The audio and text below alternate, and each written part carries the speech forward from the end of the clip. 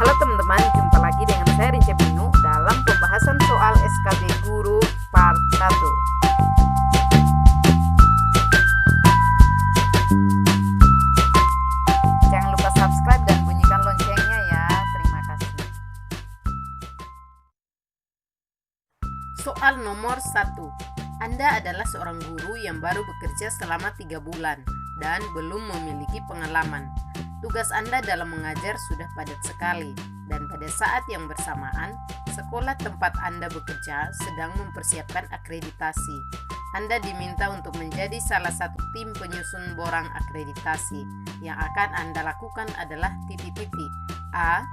Memprioritaskan tugas mengajar terlebih dahulu agar peserta didik dapat menerima pelajaran dengan baik. B. Membagi waktu untuk tetap dapat mengajar pada guru yang berpengalaman dengan menyelesaikan tugas sebagai tim penyusun borang akreditasi. C. Memberi penugasan mandiri kepada peserta didik dan memfokuskan pada penyusunan borang akreditasi. D. Mencoba menghindar dan memberikan alasan belum memiliki pengalaman dalam menyusun borang akreditasi. E. Memprioritaskan menyelesaikan borang akreditasi terlebih dahulu demi kemajuan tempat sekolah saya mengajar. Jawabannya adalah B. Membagi waktu untuk tetap dapat mengajar pada guru yang berpengalaman dengan menyelesaikan tugas sebagai tim penyusun borang akreditasi. Soal nomor 2. Seorang peserta didik memprotes nilai akhir semester yang diberikan oleh guru karena menurutnya nilai yang diberikan guru terlalu rendah, sementara temannya memiliki nilai yang lebih tinggi. Tanggapan guru terhadap peserta didik tersebut adalah titik-titik. A. Menunjukkan rekapan data nilai peserta didik dan menjelaskan letak perbedaan nilai yang dicapainya dengan milik temannya. B. Menjawab protes peserta didik dengan menunjukkan rekapan nilai sambil menunjukkan kekecewaan terhadap protes siswa. C. Menunjukkan rekapan data nilai sambil menyatakan nilai yang diperoleh adalah hasil usaha peserta didik yang bersangkutan. C. D. Menegaskan kepada peserta didik bahwa pemberian nilai adalah prerogatif guru dan tidak menjelaskan lebih lanjut dasar pemberian nilai. E. Marah-marah kepada peserta didik tersebut. Jawabannya adalah A. Menunjukkan rekap data nilai peserta didik dan menjelaskan letak perbedaan nilai yang dicapainya dengan milik temannya. Soal nomor 3. Di sekolah tempat Anda mengajar, seringkali dijumpai peserta didik membuang sampah di sembarang tempat.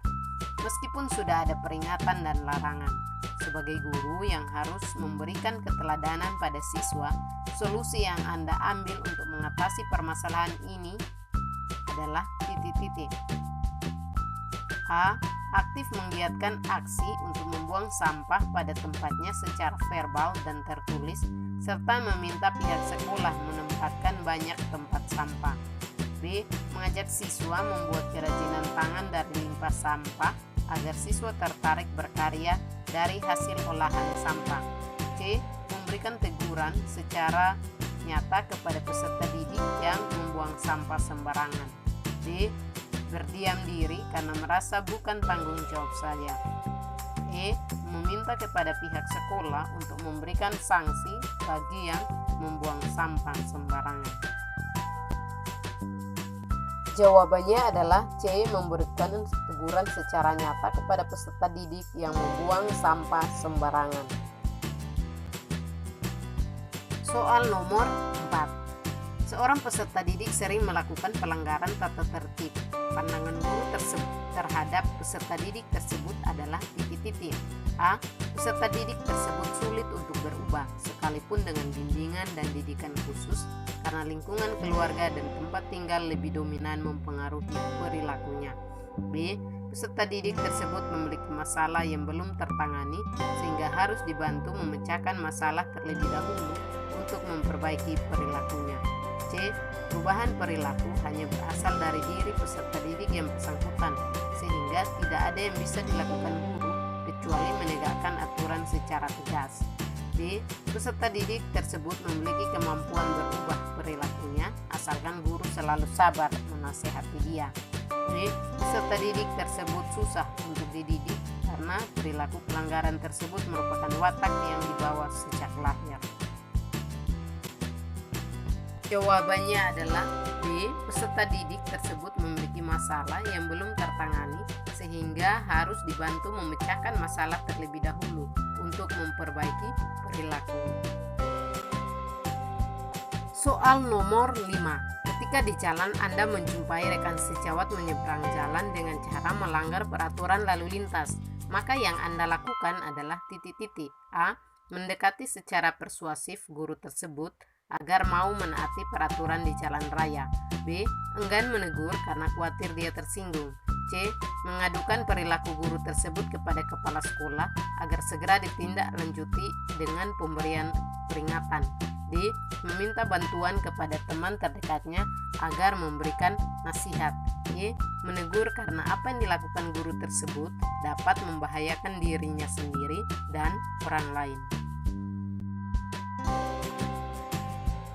Jawabannya adalah E. Menegur karena apa yang dilakukan guru tersebut dapat membahayakan diri sendiri dan orang lain. Soal nomor 6. Apabila ada rekan sejawat yang menghadapi kesulitan, pilihan tindakan Anda adalah titik-titik. A. Menemani rekan sejawat dalam menghadapi kesulitan. B. Langsung membantu rekan sejawat yang mendapat kesulitan dalam penyelesaian tugas. C. Menyapa dan menanyakan keadaan rekan sejawat tersebut. D. Menanyakan padanya apakah membutuhkan bantuan. E. Percaya bahwa rekan sejawat tersebut dapat menghadapinya sendiri. Jawabannya adalah B. Langsung membantu rekan sejawat yang mendapat kesulitan dalam penyelesaian tugas. Soal nomor 7. Dalam kelas bahasa Indonesia terdapat peserta didik dari latar belakang dan status sosial ekonomi dimulai dari miskin sampai kaya. Kebetulan di kelas tersebut, peserta didik dari kelas sosial ekonomi menengah dan kaya memiliki prestasi yang lebih tinggi daripada peserta didik dengan kelas sosial ekonomi bawah atau miskin. Guru menanggapi pernyataan tersebut dengan titik-titik. A. Berusaha melakukan asesmen mengenai penyebab prestasi belajar yang rendah untuk merancang intervensi agar peserta didik dengan sosial ekonomi bawah meningkat. B. Memberikan motivasi berupa pemberian reward agar peserta didik dengan sosial ekonomi bawah menjadi termotivasi untuk belajar lebih giat. C. Memberikan saran kepada peserta didik sosial ekonomi bawah membentuk kelompok belajar untuk meningkatkan prestasi belajar. B. Memberikan nasihat agar peserta didik dengan sosial ekonomi bawah agar lebih rajin belajar sehingga prestasinya tidak kalah dengan siswa lainnya. E. Membiarkan prestasi belajar peserta didik dari sosial ekonomi bawah yang lebih rendah karena mereka malas belajar. Jawabannya adalah A.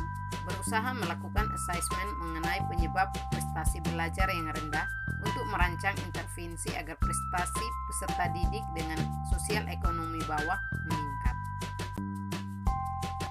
Soal nomor 8. Pada suatu hari, Anda datang terlambat ke sekolah pada jam pelajaran pertama selama 15 menit. Apa yang Anda lakukan? A. Meminta guru piket untuk menginstruksikan peserta didik membaca materi terlebih dahulu dan meminta maaf pada peserta didik setelah hadir di kelas. B. Meminta maaf dan berjanji dalam diri akan berangkat lebih pagi dari rumah. C. Meminta guru piket untuk menggantikan masuk kelas karena merasa sudah terlambat datang. D. Menghubungi ketua kelas untuk belajar mandiri. E. Merasa biasa saja karena ada kalanya kemacetan tidak bisa diprediksi. Jawabannya adalah A. Meminta guru piket untuk menginstruksikan peserta didik membaca materi terlebih dahulu dan meminta maaf pada peserta didik setelah hadir di kelas. Soal nomor 9. Menurut Anda, saat hari pertama masuk sekolah yang dilakukan adalah titik-titik. A. Mengenali setiap peserta didik sembari menguji beberapa tingkat kemampuan awal mereka masing-masing. B. Peserta didik dibiarkan memilih kegiatan bebas. C. Mengenalkan tentang peraturan kelas kepada peserta didik dan menegakkannya dengan ketat. D. Peserta didik mengenal Anda lebih baik tanpa disibukkan dengan kegiatan lain. E. Langsung masuk materi dan mulai pelajaran sesuai dengan rancangan pembelajaran. Jawabannya adalah A. Mengenali setiap peserta didik sembari menguji seberapa tingkat kemampuan awal mereka masing-masing.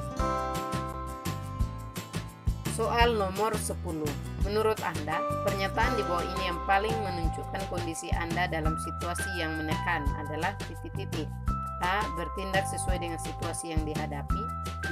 Memahami perasaan orang lain. C. Menerima pendapat orang lain untuk mencapai kesepakatan. D. Bersedia mengungkapkan perasaan dan pikirannya secara terbuka pada orang di sekitarnya. E. Tetap dapat berpikir dan berkonsentrasi dengan tenang. Jawabannya adalah E. Tetap dapat berpikir dan berkonsentrasi dengan tenang.